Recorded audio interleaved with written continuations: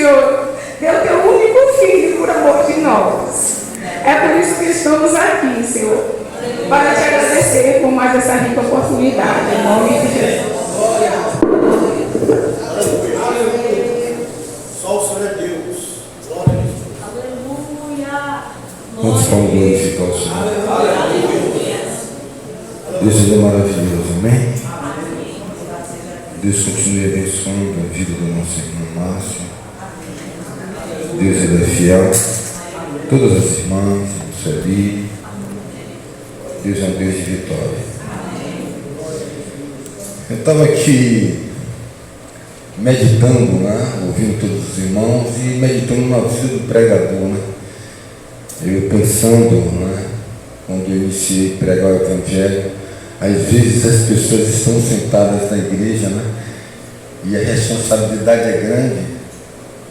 Ali tem muitas mentes, né? Até você construir um ambiente, né? Um ambiente que a gente constrói para poder ter liberdade de pregar o Evangelho, né? A gente lutou para isso, né? Temos a liberdade de pregar, né?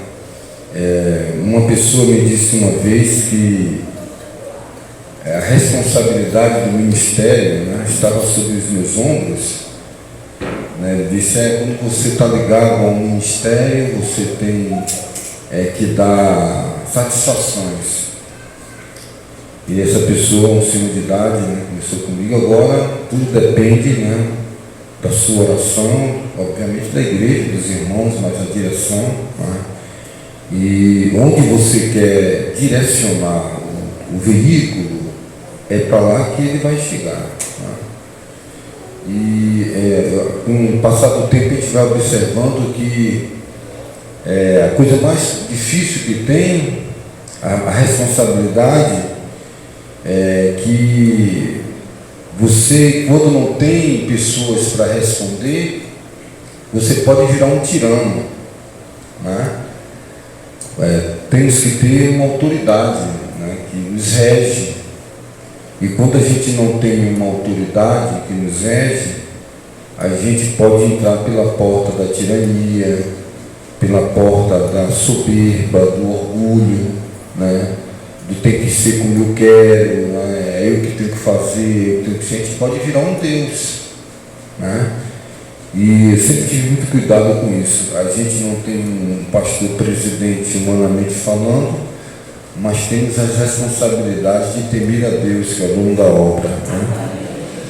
E eu estava aqui me pensando na minha juventude, né? O início de pregar, né? Muitas vezes você está ali, dá uma dor de barriga, dá uma vontade de ir no banheiro na hora de pregar, aí você prega com vontade de fazer xixi e outras coisas mais, você às vezes está passando problemas, né? A multidão está lá esperando, na expectativa de que você seja um canal de bênção, e você tem que filtrar se o que você vai falar é de você mesmo, se você vai agir pela emoção de dar uma indireta, né, direta, e a gente tem que ir filtrando todas essas coisas.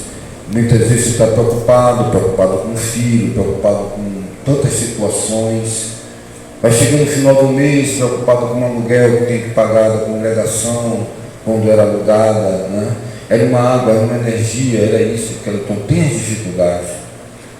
E eu estava aqui atenciosamente ouvindo os irmãos, me alegrando aqui, e eu vi aqui a nossa missionária Sueli, né, pregando, né? Ela disse que havia momentos na vida dela que ela dizia assim, poxa, será que meu marido está contra mim?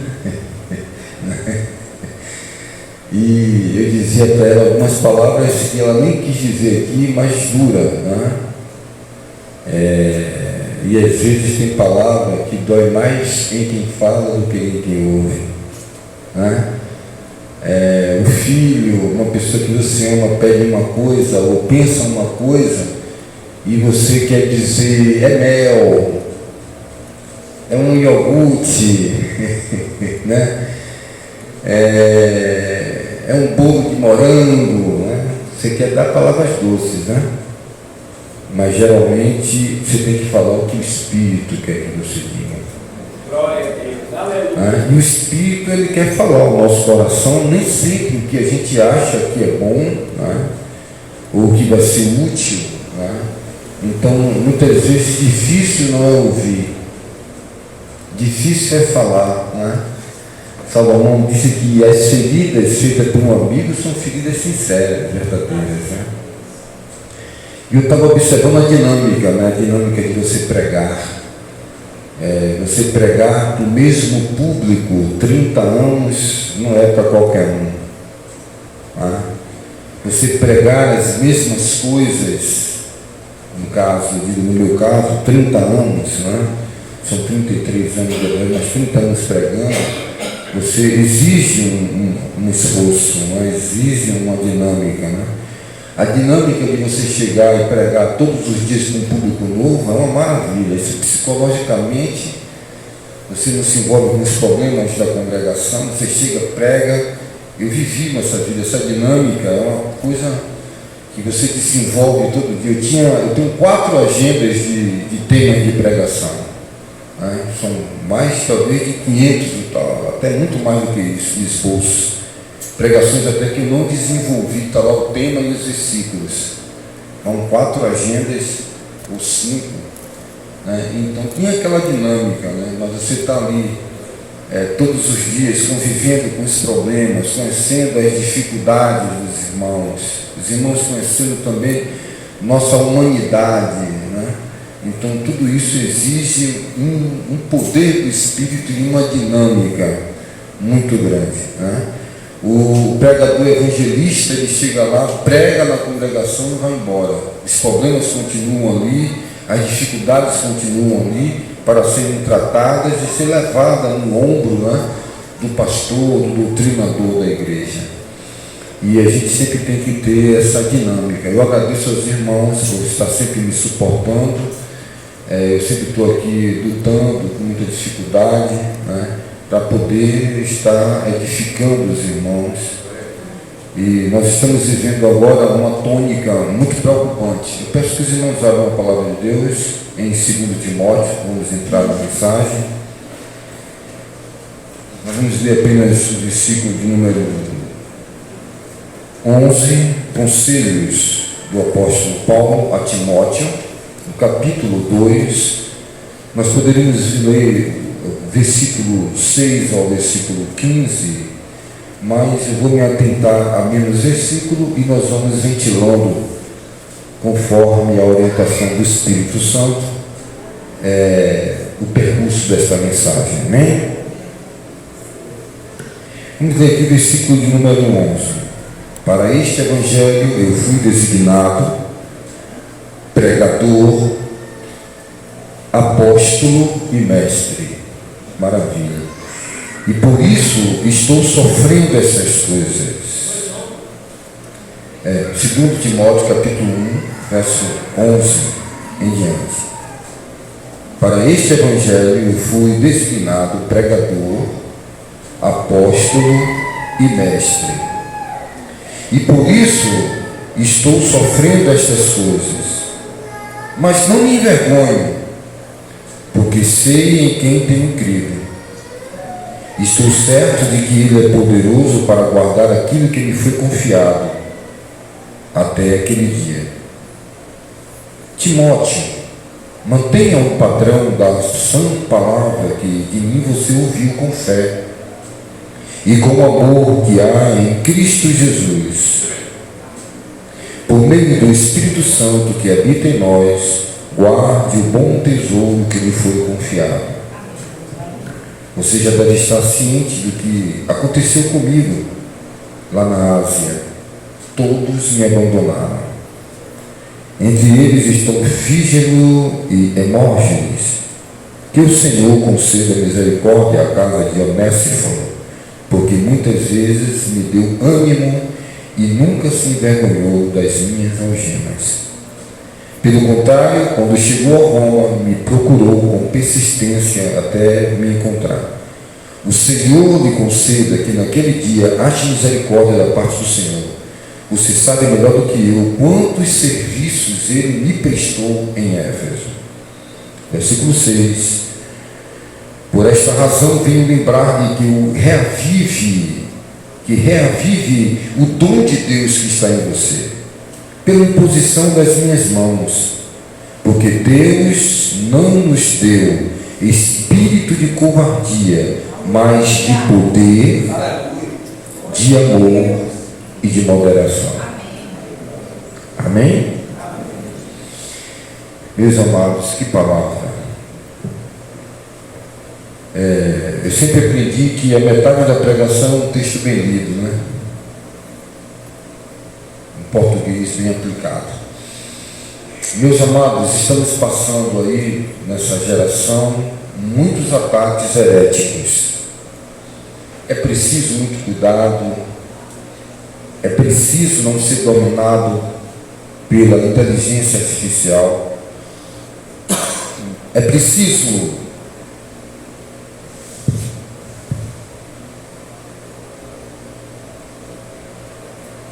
que nós venhamos, é muito importante que nós venhamos, irmãos, saber desligar o celular, sabe? Sai do Wi-Fi, não deixe na internet, porque isso vai gerar problemas até radioativos para você. Então a pesquisa é que se você colocar um ciclo de bombril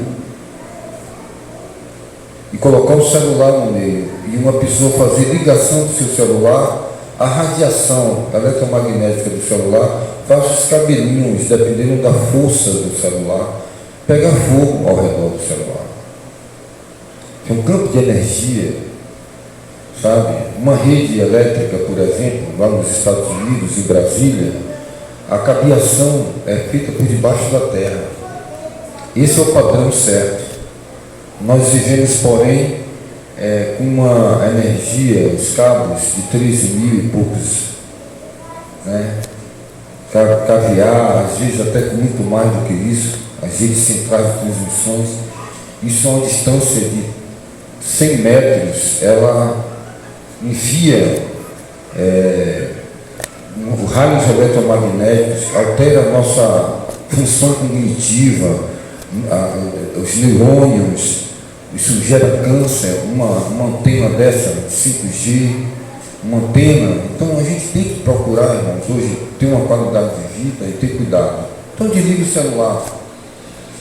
Antigamente não tinha celular, tocava o telefone, alguém vai morrer. Vai morrer, morreu e vai ter que chegar a notícia. Ligava para o vizinho que tinha telefone. Hoje tem tanta gente com celular, liga, estou tentando falar com fulano, não consegui, diga ele que fulano teve um problema aqui. Senão a gente fica escravo e fica dependendo de notícia toda hora, sabe?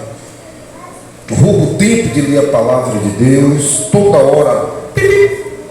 Olha, o teu dono está te chamando aí, ó. Você é o escravo. Telegram, Instagram, Facebook, WhatsApp, TikTok, Kawaii, e por aí afora vai, irmãos. Twitter, e aí vai vários, e a pessoa queima a panela, queima a comida, não tem tempo para a esposa, não tem tempo para o marido. Parece que você é uma secretária eletrônica para estar trabalhando em função da inteligência artificial do celular. Aí vai orar, o celular do lado, vira as costas para Jesus para ver o celular. Se estiver diante do juiz fazer uma atitude dessa, não dá para aprender. Opa, você está entendendo? Se diante de um magistrado, você sai para o banheiro, sai em reverência, e a gente vai perdendo nossa qualidade de vida, começa a interagir com máquinas, e isso está gerando mais afastamento da família do que união. O filho está no quarto, a mãe está na cozinha, o telefone toca, mãe, que horas é o almoço? Está lá no quarto, se comunica pelo celular. O celular está se interpondo entre os relacionamentos. Era um sujeito para aproximar o diálogo, mas tem pessoas da sua família, um primo, uma tia, que com o celular que você tem, podia falar todo dia, não fala. Quando manda uma mensagem, é um sim carinhoso, é um coraçãozinho, é uma florzinha. Eu fico observando as mensagens que muitos cristãos enviam para o outro, nem o texto da Bíblia irmãos. É um sim carinhoso, bom dia, sabe, não tem o texto da palavra assim para enviar. Quando não é isso, encaminha um vídeo de uma outra pessoa, porque não tem uma inspiração. Vamos usar as redes sociais para edificar. Está cheio de fake, cheio de mentira, cheio de falsos profetas, cheio de heresia. E aí, irmãos, o inimigo trabalha, ele trabalha assim, água mole, pedra dura, todo dia. A gente vai vendo só uma mensagem terápica, muito boa, muito bonita aos ouvidos, mas que não tem o poder de nos mudar, irmãos. A questão não é usar a palavra de Deus, porque o padre usa a palavra de Deus. O centro espírita usa a palavra de Deus. E talvez muito mais que muitas instituições que se intitulam bíblicas ou evangélicas. Mas está lá a idolatria, está lá a doutrina da transubstanciação do pão, está lá outras, a guarda do domingo, o culto aos mortos, e outras barbáries cometidas em nome das Escrituras Sagradas. Então nós precisamos nos posicionarmos. Nós não podemos ser um crente chuchu que bota na muqueca, fica com gosto de muqueca. Bota o chuchu no feijão, fica com gosto de feijão. Chuchu vai para o meio da carne frita, fica com gosto de carne frita. Não tem identidade, não tem personalidade. A Maria vai com as outras, como diz o ditado. E aí a gente fica pessoas sem referências, irmão, sem personalidade, à mercê do vento. E o apóstolo escreve dizendo: cuidado com os ventos de doutrina. Elas estão aí. Agora surge uma nova modalidade que eu quero aqui falar para os irmãos, é que estão já aí teólogos que se apostatam da fé. Eu acho que não vou dizer que não tiveram fé, mas trabalharam sempre em nome de uma interpretação à moda da sua própria instituição, que está dizendo que o que Paulo escreveu não foi inspirado por Deus. E eles provam de N mais N aí, e isso está tomando um corpo muito grande. E onde é que está encontrando um ambiente propício a proliferar este pensamento? Naqueles que já vivem uma vida dissoluta, vivem uma vida leviana em nome da graça, falsa graça, em nome de uma liberdade libertina, porque toda liberdade sem responsabilidade é uma liberdade anarquista e libertina, e nesse ambiente está proliferando, tomando corpo e conquistando a muitos que procuram algo terápico, algo facilitador. Aqui nós estamos lendo textos onde nós encontramos Paulo dizendo: sou apóstolo, pregador e mestre. Logo adiante ele vai nesses conselhos chamando Timóteo às bases elementares que pode sustentá-lo diante dos terremotos, vendavais, ciclones, dificuldades, intempéries da vida. Ele aponta o que? Lembra-te de tua avó, da tua mãe, tua avó, lembra-se de Lói, lembra-se de Eunice, você criança sentado aos pés dela, e ela ali incutindo, talvez ali semeando, colocando em teu coração as escrituras que você sabe desde pequeno. Desperte o dom que há em ti, apontando para uma chamada ali do útero da mãe dele, antes do nascimento dele. E ali nós vemos como Paulo estava preocupado, porque essa foi uma das últimas cartas que Paulo escreveu. Desta carta ele vai passar em frente à Via Ápia, que há 6 anos atrás, do dia de sua morte, ele foi para Roma pregar. ele via Ápia, que era a estrada, né, vicinal do Império Romano para dar acesso a vários países dominados pelo Império Romano, e ele pega uma outra via, via Laurentino, onde ele vai para a beira das margens do rio Tigre, o Tíger, e ali ele vai ser decapitado. Como é que você consegue desenhar, desdobrar na sua mente, sabe, um homem como Paulo, ou como outros apóstolos que tiveram morte semelhante, e muitos deles até pior, sendo fiel ao Deus eterno, pregando a palavra, sofrendo, tendo dificuldades, e ter um final, que essa história do final desses homens, à luz da história do mundo, e à luz da história do Evangelho da Prosperidade, é uma derrota completa e total. Um homem ser fiel a Deus e passar pelas alturas e as aflições, ele chega a dizer a Timóteo: Timóteo, olha filho, você sabe, lá na Ásia todos me abandonaram. Isso não é uma palavra fácil de você deglutir, não é uma palavra fácil de você conceber. Todos me abandonaram. Paulo era um homem, os apóstolos todos tiveram dificuldades, e ele diz para Timóteo: olha, você sabe, né, meu filho, todos que quiserem seguir a Jesus, vivendo a fé, vivendo uma vida moderada, vivendo na doutrina, vivendo a realidade salvífica do Evangelho, todos que almejarem ser piedosos e fiéis sofrerão grandes perseguições. É o termômetro de nossa fidelidade para com Deus. Quando nós iniciamos qualquer obra para Deus, obviamente estamos numa guerra espiritual, que obviamente o outro lado tem seus soldados, até mesmo muitas vezes infiltrados no corpo de Cristo. A palavra chama essas pessoas de joio, de bode. Em todas as escrituras nós observamos que ali havia o servo de Deus Neemias construindo os muros de Jerusalém, e ali havia Sanbalate, havia Tobias.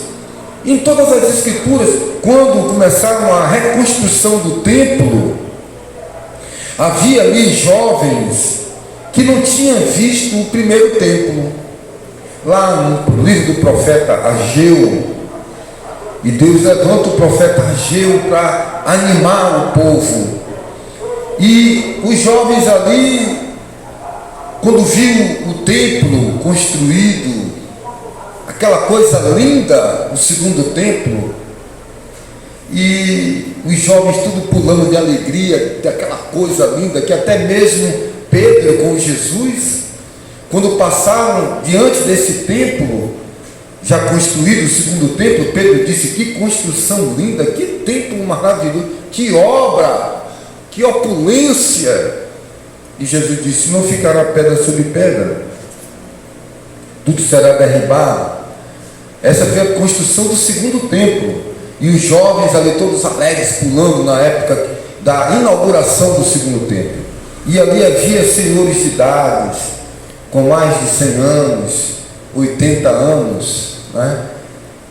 Que eram adolescentes ali, com 12, 13, 15 anos, e que viram o primeiro templo construído por Salomão, com folhas de ouro, com aquela glória imensa. Só Davi deu mais de meia tonelada de ouro. Prata não se pesou, tamanha quantidade de prata que tinha, bronze.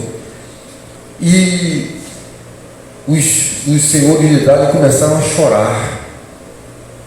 chorar de tristeza, porque aquele templo ali não chegava nem na beira do pé do primeiro templo.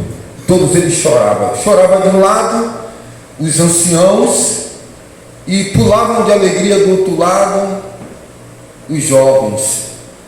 E ali no meio daquela mistura de emoções e sentimentos, Deus levanta no meio dali, como divisor de águas, o profeta Ageu, que pula ali no meio do povo e diz: não temas, Zorobabel, Aleluia. E o profeta Ageu profetiza dizendo: a glória da segunda casa será maior do que a glória da primeira. Ou seja, não tinha estética, não tinha beleza, não tinha aquela opulência física, mas a glória, a presença de Deus era o que importava. Eu quero chamar a sua atenção aqui nessa manhã. Eu tenho um fato quente do céu para dar para você. O que atinge o reino das trevas, o que incomoda o reino das trevas, não são os castelos, não são as mansões, não são os carros bonitos, a fachada da casa, o sapato mocassim, São Melo, Monza, o terno bem passado, de veludo, um Pierre Cardin, ou seja lá qual for a marca. O que abala o reino das trevas não é a estética da sua beleza, da sua aparência, os dentes bonitos, cabelo bem penteado. Grande para Deus, poderoso para Deus, e foi dito aqui pela missionária Suédia nessa manhã, são aqueles que se colocam na posição, sem aparência, não tem uma oração bonita, não tem uma dinâmica, uma locução bem, mas Deus ouve a oração. Ele existe no mundo espiritual. O anjo olhou para Daniel e disse: Daniel, homem muito amado, você é conhecido, hein? Olha só, irmãos, a importância de nós sermos conhecidos. Apartai-vos de mim que não conheço. Paulo diz assim: vocês agora são conhecidos de Deus. Quantos podem glorificar o Senhor? O ser conhecido por Deus. Não, você tinha coleção dos discos de Roberto Carlos, ia para o show de Roberto Carlos, tinha coleção daquele cantor, mas ele nunca te conheceu. Você conhecia ele, via ele na televisão.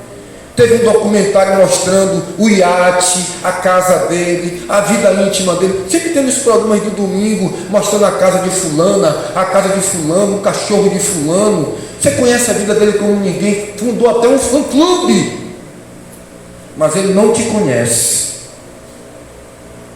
Mas o importante de tudo é ser conhecido por Deus. Tem até um menino que canta aí, não tem aparência, né? Como é aquele hino? Não tem aparência, mas Deus escolheu. Aí vai muitas coisas mais falando. Então são essas coisas, irmão. E Paulo ali, esquecido de todos, Paulo ali, passando dificuldades, alguns irmãos ajudavam. Às vezes você diz assim: poxa, eu sou inútil, estou sentado aqui na porta da congregação. Eu queria ser um pregador, eu queria. Olha que coisa bonita esse arranjo aqui de flores. Você pensa que eu não vejo, não, irmãos? Eu fico olhando o cuidado das irmãs, passa, tira a poeira. Tem uma que vai, manda fazer uma gradezinha. Vou botar um perfumezinho ali para o irmão ficar ali perto do cheirinho. A irmã Leila senta ali, vou botar ali para o irmão Bruno ficar sentindo um cheiro bom. Você acha que essas coisas aqui, irmão, isso que é importante, você existe no reino de Deus. É o mundo que nos engana, que você tem que ser grande, você tem que ser grande. Aí Jesus, lá em Lucas capítulo 19, olha para os discípulos e diz uma palavra que eu abracei na minha juventude: tudo que é grande diante dos homens é abominação diante de Deus. Vocês vão construindo suas catedrais, quando antes era barraco, e as catedrais eram os templos góticos do catolicismo.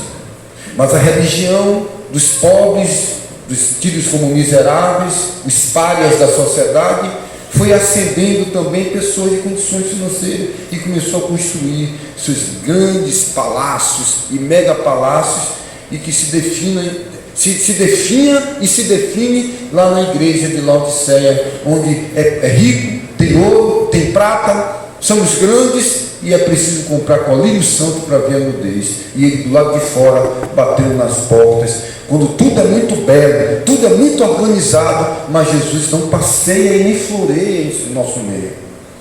Então essas as importâncias que nós devemos buscar realmente em saber, irmãos, que por ser fiel a Deus, sofremos e sofreremos dificuldades.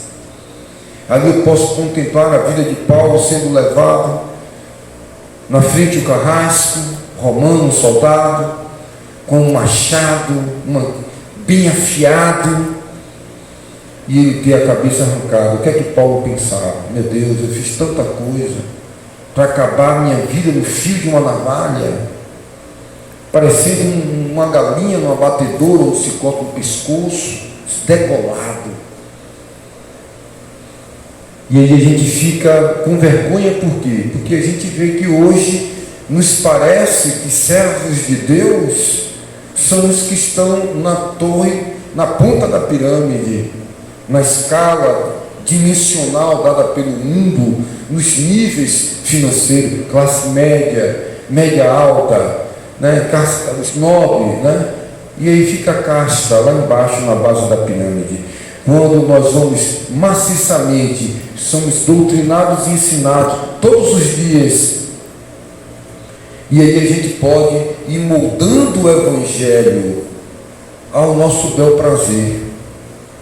Mas quando nós mergulhamos nas Escrituras, nós vimos palavra como essa aqui, que o apóstolo Paulo fala para Timóteo: Deus não nos deu o espírito de covardia. Por quê? Talvez Paulo tivesse a oportunidade de fugir naquele momento, de se retratar com as autoridades, de negar o Evangelho. Ele já sabia que se ele continuasse levando a doutrina e fazendo o que ele faria e estava fazendo, o final dele seria morte. Tanto como 1 mais 1 é 2. E o que é que ele faz? Ele diz: Deus não nos deu o espírito de covardia, mas de poder, de amor e de moderação, constância, irmãos.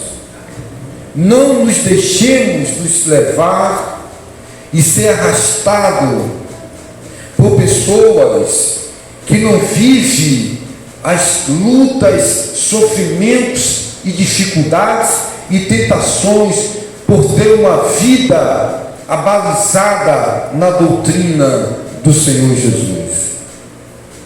Não vamos buscar o calor das festas, das frugalidades, do festivo, e vamos se perder nos embaratrós da insensatez de um mundo hedônico que molda e que coloca muitas instituições como um lugar de entretenimento, como alvo e como se fosse a graça de um verdadeiro adorador. O adorador é aquele que está disposto, irmãos, a ser levado ao Getsemane, o lugar onde comprime, pressiona e amassa as azeitonas, ou no lagar onde se amassa a uva para ter o bom vinho, ou a azeitona para ter o bom azeite. É essa adoração que Deus quer, não é quando está tudo bem. Ele diz aqui: todos me abandonaram. Poderia ser um irmão cheio de traumas, também eles me abandonaram, eu vou abandonar eles. Mas você vê sempre um Paulo dizendo: Deus tem misericórdia. Tem outros também, tem uns que me abandonaram, mas tem aqui também. E você sabe que há também Onésiforo, o Onésiforo me ajudou, foi um diácono fiel, serviu ao Senhor, me livrou. Ele, por muitas vezes, você sabe quanto serviço Ele me emprestou. Isso é o Evangelho. Alguém te abandonou, Deus vai te levantar alguém Paulo chegou num lugar chamado Três Vendas e tomou ânimo.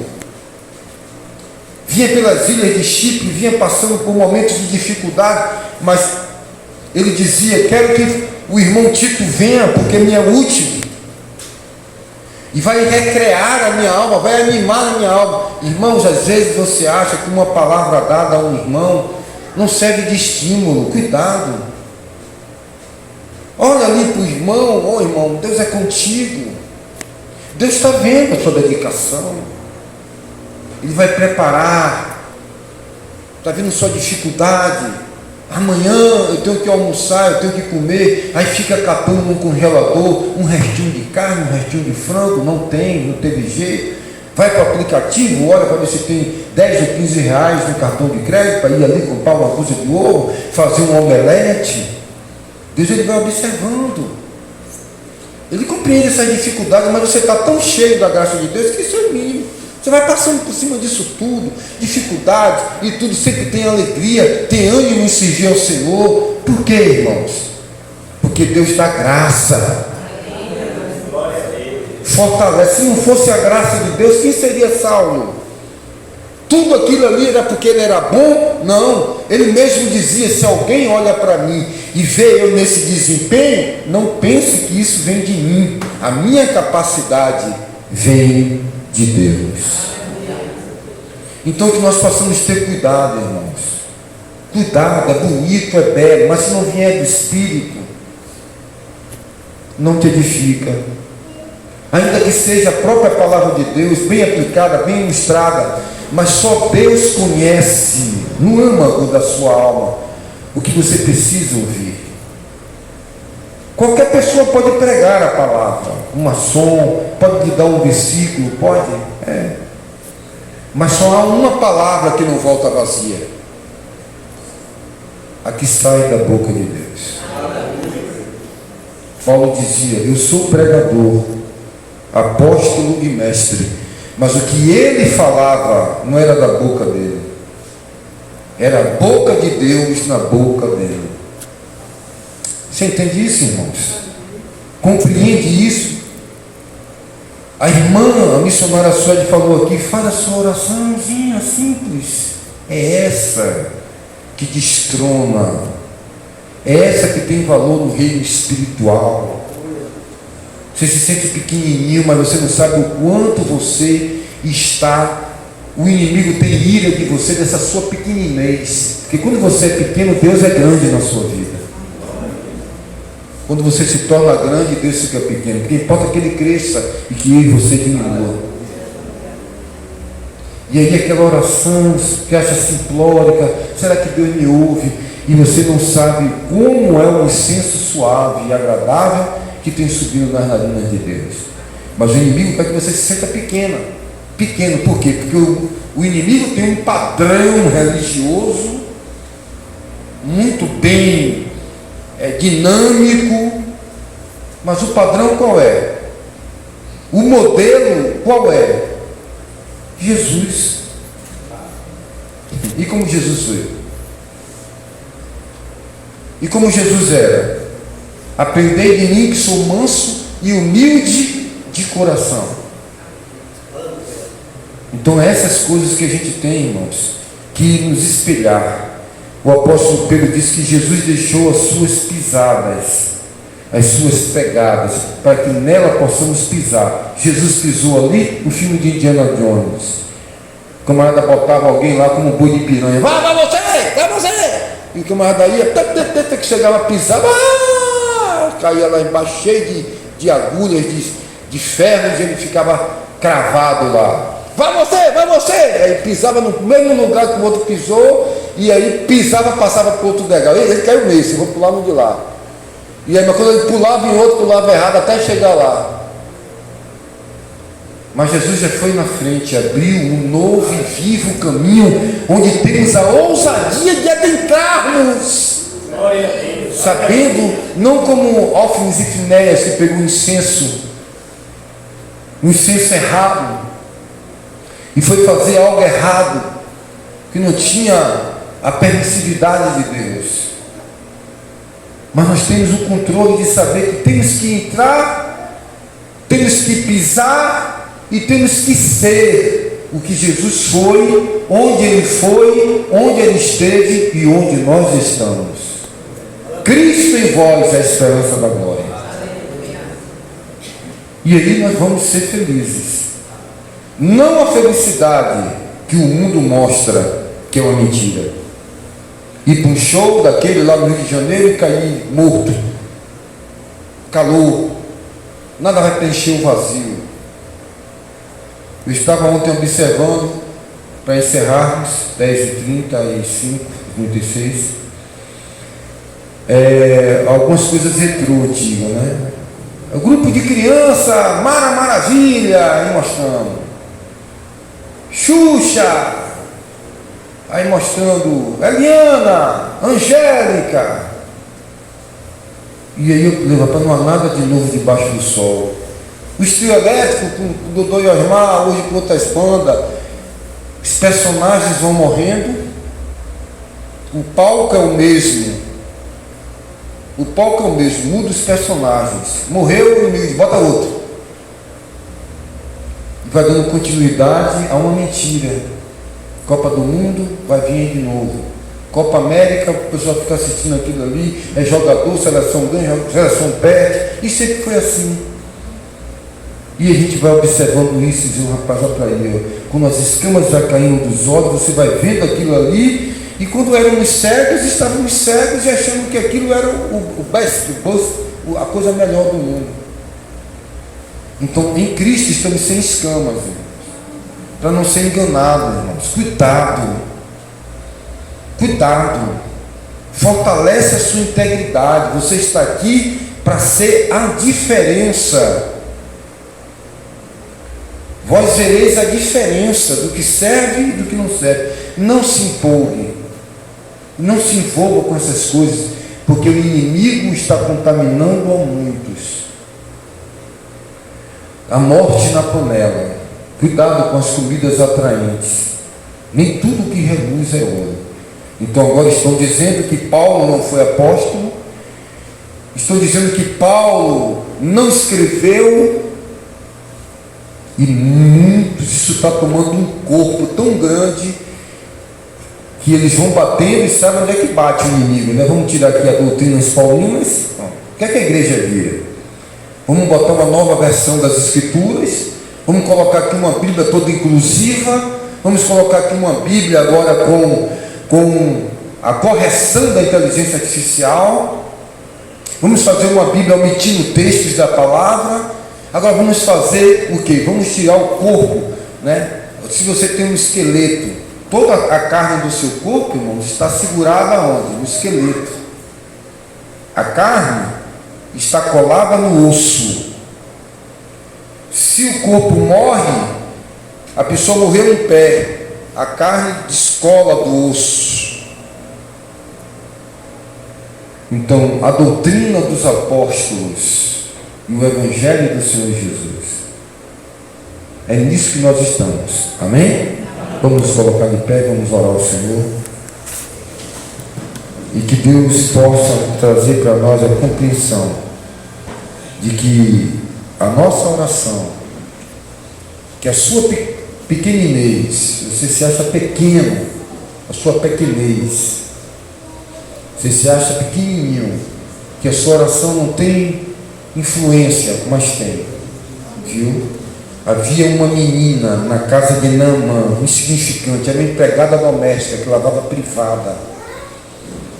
Era uma menina que fazia serviços que só ela aguentava fazer, serviços pouco. Não aguentava levar uma trouxa de roupa, era para os mais fortes. Era uma menina, uma pirralha. Mas foi essa menina que fez a diferença. Amém? Lembre-se da menininha, viu? A empregada de Naamã.